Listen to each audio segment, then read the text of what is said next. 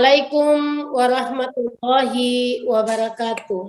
Waalaikumsalam warahmatullahi wabarakatuh. Alhamdulillahirabbil alamin. Alhamdulillahilladzi arsala rasulahu bil huda wa dinil haq liyudhhirahu 'ala dini kullihi walau karihal musyrikun. Asyhadu an la ilaha illallah wa asyhadu anna Muhammadan abduhu wa rasuluh. Allahumma shalli ala Muhammad wa ala ali Muhammad amma ba'd. Puji syukur malah kita panjatkan kehadirat Allah Subhanahu wa taala karena dengan izinnya terutama nikmat sehat, iman, Islam, kesehatan, lebih-lebih lagi hidayah sehingga kita pada hari ini masih melaksanakan rutinitas aktivitas keorganisasian kita yaitu kajian Senin. Semoga yang hadir dalam mengikuti kajian ini diberikan oleh Allah sebagai pahala dan digantikan dengan nikmat sehat yang tiada tara. Amin ya rabbal alamin. Salawat dan salam tanpa pula kita kirimkan kepada Rasulullah SAW, pada sahabatnya, kaum kerabatnya, dan insya Allah kepada kita umatnya yang tetap komitmen dengan ajaran beliau. Ikhwah wa ukhti fillah yang ana banggakan, tema yang diberikan adalah membangun militansi kader. Ini tema ini kalau orang sudah menikah nih mau dipertanyakan tuh masih militan atau tidak? Masih dipertanyakan nih, masih militansinya masih diuji atau tidak? Nah, mari kita lihat apa itu militan. Yang dimaksud dalam militan dalam kamus besar adalah semangat tinggi, penuh gairah, ya. Kalau di dalam haluan orang keras itu dia sangat tegas dan sangat keras. Dalam membangun organisasi dibutuhkan orang seperti ini. Jadi intinya militansi itu punya semangat yang tinggi, gairah yang tinggi, ya itu militansi. Tapi kalau kita lihat kondisi sekarang, ada kader, ya HP juga mempengaruhi militansi kader. Ya menganggap bahwa segala sesuatu sudah bisa didapatkan melalui HP. Padahal sesungguhnya militan kita itu tidak bisa diukur daripada apa yang kita dapatkan secara online. Militansi kita itu diukur dari apa yang kita kerjakan setiap saat. Ya, ihwatibillah yang ana banggakan, militansi seorang kader itu diuji ketika rasa malas menghantui kita. Ya, kita lebih cinta kos-kosan, apalagi kalau ada satu dan hal menyenangkan, maka kita sangat berat untuk keluar. Padahal ihwatibillah sekalian, ketika kita sudah mengikrarkan diri berkomitmen di dalam sebuah organisasi, maka itu sudah menjadi sebuah keyakinan bahwa maju tidaknya sebuah organisasi itu berada di tangan kita. Kita jangan harapkan orang lain. Karena kalau kita tidak ada, orang lain akan menggantikan kita. Jadi yang kitalah yang membutuhkan organisasi ini. Kita membutuhkan dakwah, bukan dakwah membutuhkan kita. Adanya kita atau tidak adanya kita, dakwah tetap berjalan. Ya, dia tidak menunggu kita. Ketika dakwah sudah berjalan di tengah-tengah, kita berhenti di ujung, dakwah akan menuju ke ujung di sebelah sana. Dia tidak menunggu kita. Nah, itu dakwah. Oleh sebab itu, kitalah yang sangat membutuhkan dakwah. Ya. Nah, utifillah sekalian, utifillah sekalian yang ana banggakan, ada beberapa hal yang ana mau berikan, yang itu kita uji militansi kita. Ya. Karena militansi itu sebuah keniscayaan dalam sebuah organisasi. Utifillah, ada beberapa motivasi yang ana mencoba kita sharing ya, diri ana dan untuk kita semua. Yang pertama, bagaimana agar supaya militansi kita tetap terjaga. Yang pertama, iman kita kepada Allah. Ini maaf saya tidak bisa kasih tampil di slide. Saya duduk-duduk saya buat satu satu makalah singkat, dan saya coba menuangkan beberapa pemikiran di dalamnya, dan kita coba untuk men-share dan mendiskusikannya pada sore hari ini. Yang pertama, iman kita kepada Allah. Ikhwatifilah sekalian, membangun sebuah dakwah tanpa didasari dengan iman kita kepada Allah dan Rasul-Nya, itu akan hampa. Kenapa demikian? Karena kita kenapa hampa? Karena tujuan kita tidak jelas. Ya. Kita bergabung dalam sebuah dakwah, kalau kita tujuannya tentang dunia, niat kita tentang dunia, kita akan mendapatkan dunia itu.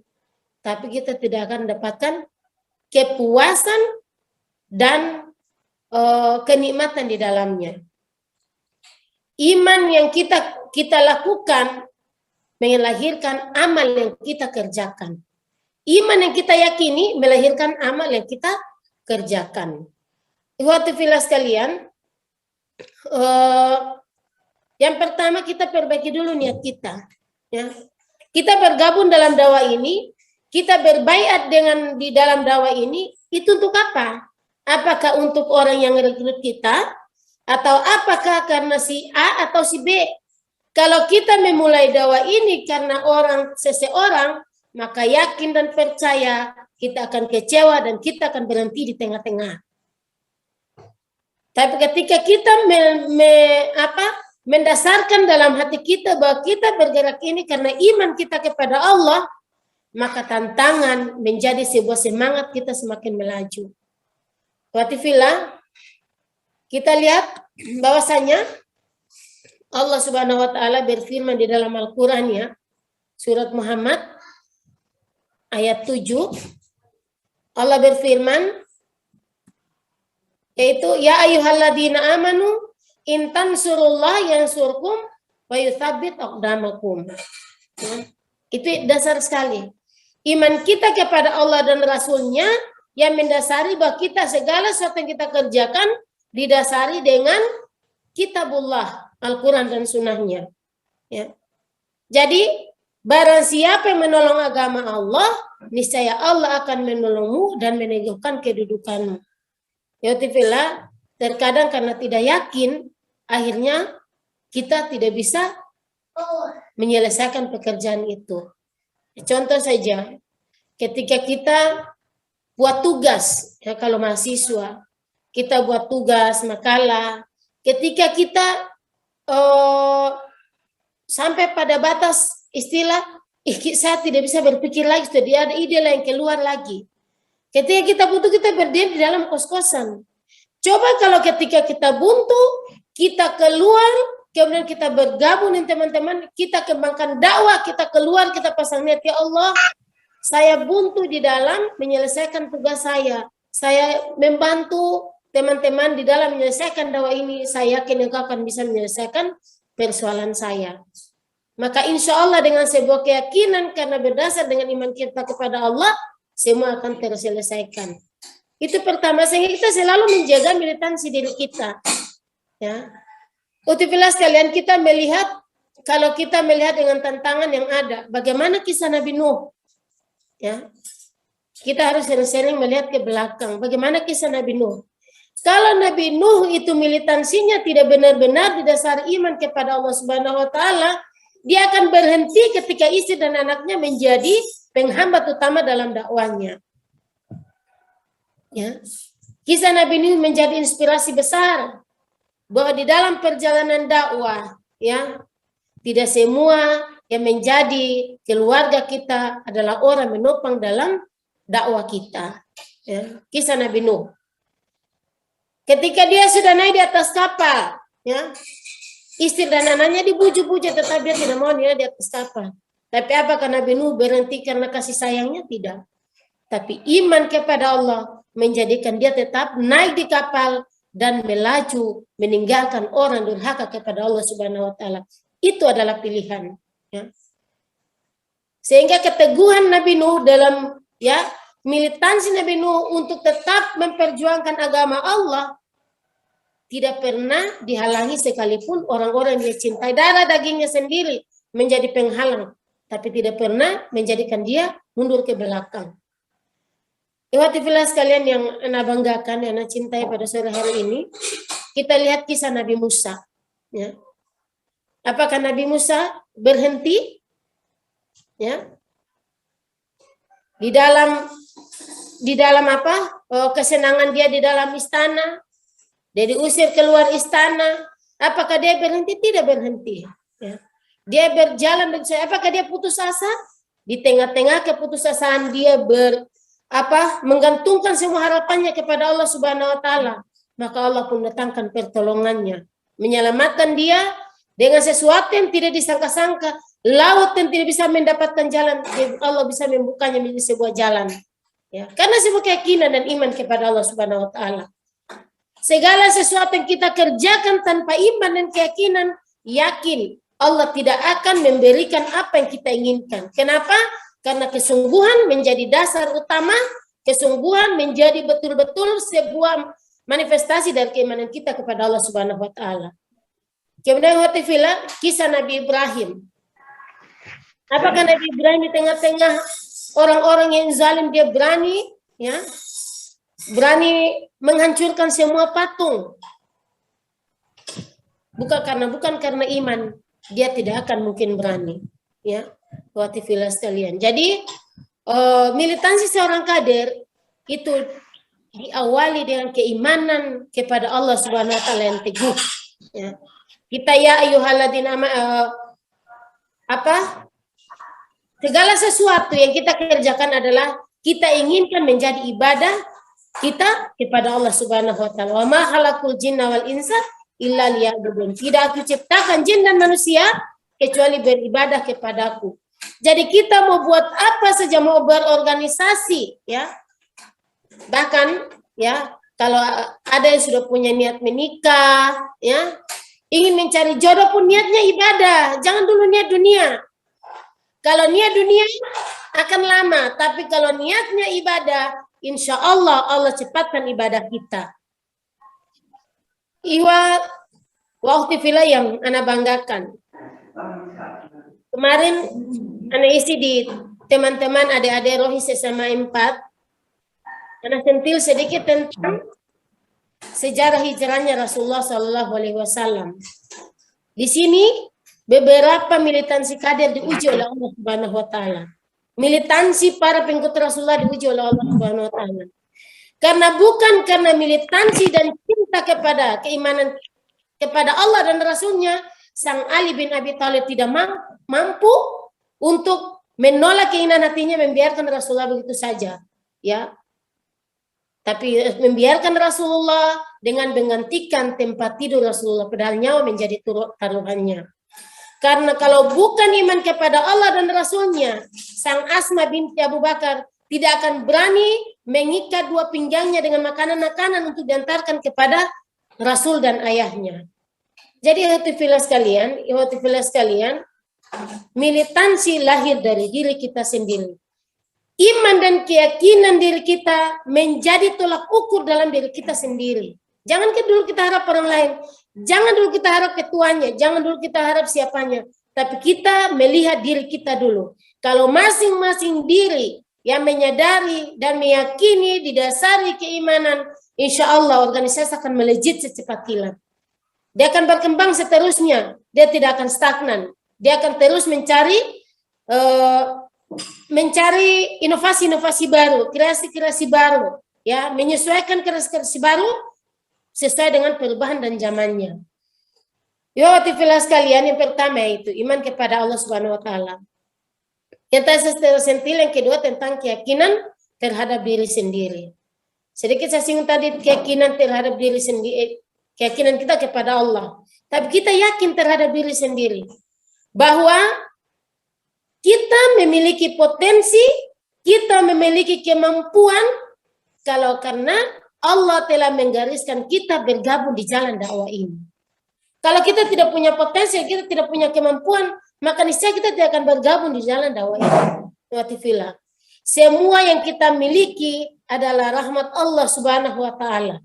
Fa bi ayala rabbikuma tukadziban. Maka nikmat mana lagi yang kita dustakan? Jadi cara kita mensyukuri agama, kita mensyukuri nikmat Allah Subhanahu wa taala, caranya adalah kita memaksimalkan diri di dalam organisasi tersebut.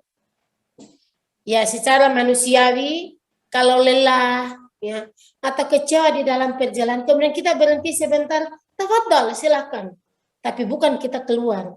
Kita berhenti sejenak, mengevaluasi diri, melihat diri, dan menyusun kekuatan untuk maju lagi ke depan.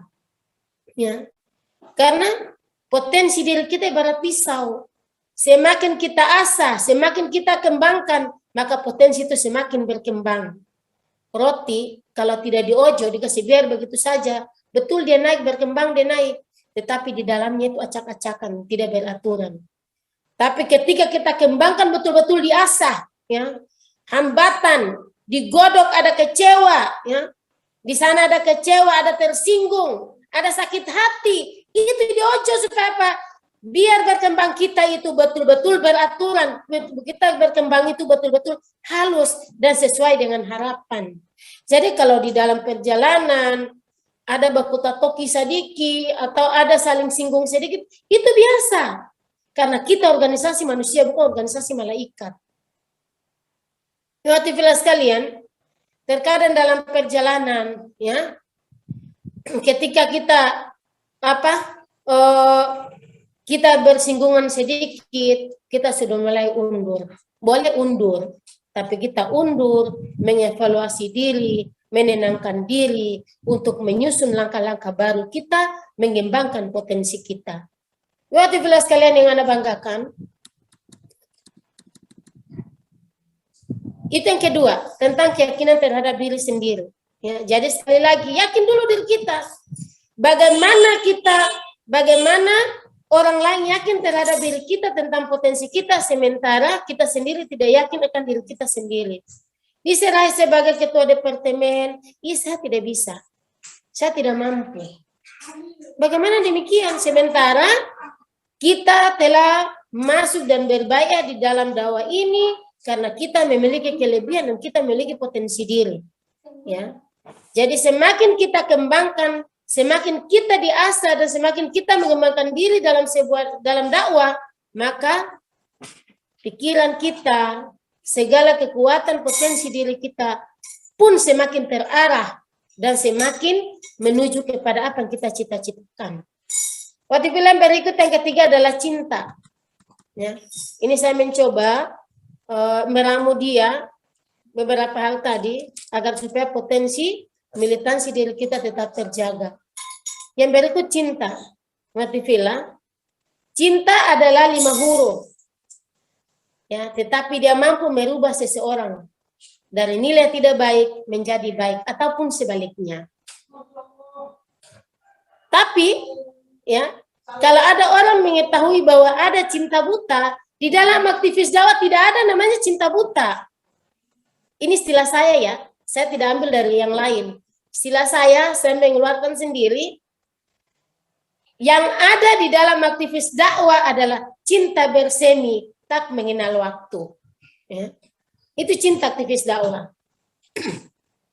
Ketika dia berada di atas sajadah, dia manifestasikan cinta dia kepada Allah. Dia tundukkan segala keluh kesah, kelelahan dia, kekecewaan dia hubungkan dengan Allah Subhanahu wa taala. Harapannya dari Allah Subhanahu wa taala, bukan dari yang lain. Ketika dia berada di medan dakwah, ya, di dalam rapat, di dalam kegiatan-kegiatan dakwah, ya, dia luangkan, dia habiskan cintanya di tempat orang sudah jatuh cinta. Maka biasa lagu-lagu dong buat itu seperti tentang cinta-cinta kan, apa ya, gula Jawa rasa coklat, ya, cinta buta dan segalanya. Ya, kalau aktivis dakwah telah mencintai dakwah ini, maka semua hambatan menjadi nikmat dijalani. Ya. Kekecewaan diramu menjadi sesuatu merindukan. Dia tersinggung dengan saudaranya, dia merindukan untuk memperbaiki ketersinggungan itu. Dia berusaha untuk menghapuskan segala hal-hal yang menjadikan cintanya itu ternoda. Ya. Cinta dia terhadap dakwah menjadikan dia itu akan memberikan segala potensinya segala waktunya apapun dia berikan terhadap dakwah. Ya, ihwati fillah sekalian yang Anda banggakan. Jadi bangunlah cinta kita terhadap dakwah, maka cinta-cinta yang lain pun akan datang dengan sendirinya. Ya, orang akan mencintai kita dengan apa adanya, karena kita pun mencintai Allah dengan kesungguhan, dengan bayat kita terhadap dakwah ini. Kita mencintai dakwah ini dengan apa adanya, tanpa dusta. Ya, kita mencintai dakwah ini tanpa embel-embel yang lainnya, tanpa sidia, tanpa yang lainnya. Mencintai dakwah ini karena Allah Subhanahu wa taala. Niscaya Allah akan memberikan baik cinta dunia, cinta yang lain terhadap kita pun apa adanya. Kemudian yang terakhir, hati filah nanti kita sharing ya. Yang terakhir, dari semua yang ada mulai dari iman, keyakinan, kemudian cinta, dan potensinya, kemudian apa? Keyakinan diri ya. Kemudian cinta, dan terakhir adalah komitmen atau istiqomah. Ya, ketika kita telah melihat bahwa jalan ini menjadi jalan kita, istiqamalah. Ya. Dan kita yakin bahwa jalan yang kita pilih ini bukan jalan di atas permadani. Jalan yang kita pilih ini bukan di atas kesenangan, di atas keindahan. Tapi jalan yang kita pilih ini adalah jalan yang di atasnya penuh onak dan duri, kecewa, ketersinggungan, dan lain sebagainya yang saya sebutkan tadi. Ya. Maka yang bertahan di jalan ini hanyalah orang-orang yang tetap komitmen. Ya. Yang bertahan menjadi kader militansi adalah kader yang tetap komitmen. Semangatnya tidak pernah pudar, tidak surut apapun, dalam keadaan apapun, waktu walau bagaimanapun, dia tidak pernah surut. Karena dia tetap berkomitmen bahwasanya jalan ini adalah pilihan dia sampai ajal menjemput. Ya.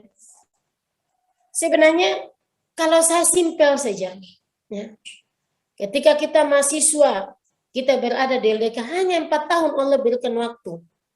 Setelah itu kita akan berubah menjadi alumni. Ya. Menjadi pengurus mungkin 5 tahun. Setelah itu kita menjadi alumni. Yang akhwat belum menikah. Yang akhwat itu selama kita menjalani mungkin 4 tahun selesai. Kalau jodoh agak tertunda, kita akan tertahan 2-3 tahun sampai 4 tahun. Tapi setelah itu kita berubah menjadi ummahat. Begitu juga dengan yang ihwa. Terus kapan kita mau menunggu? Kalau kita menunggu, sementara waktu berjalan tak pernah menunggu kita.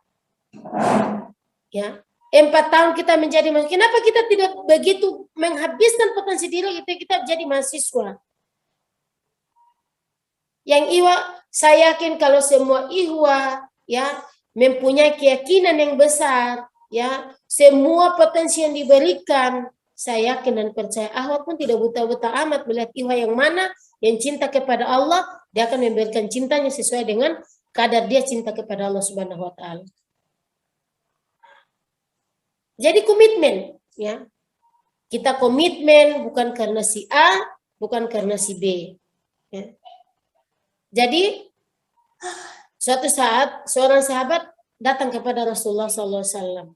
Ini dalam hadis Arba'in, hadis 21. Kemudian bertanya kepada Rasulullah, ya Rasulullah, sampaikan kepadaku yang aku tidak akan bertanya tentangnya selain kepadamu. Ya. Setelah kepadamu aku tidak akan bertanya. Kemudian beliau bersabda, berimanlah ya. Amantu billah tsumma istaqim. Berimanlah, katakanlah aku beriman kepada Allah, kemudian istiqomah. Ya.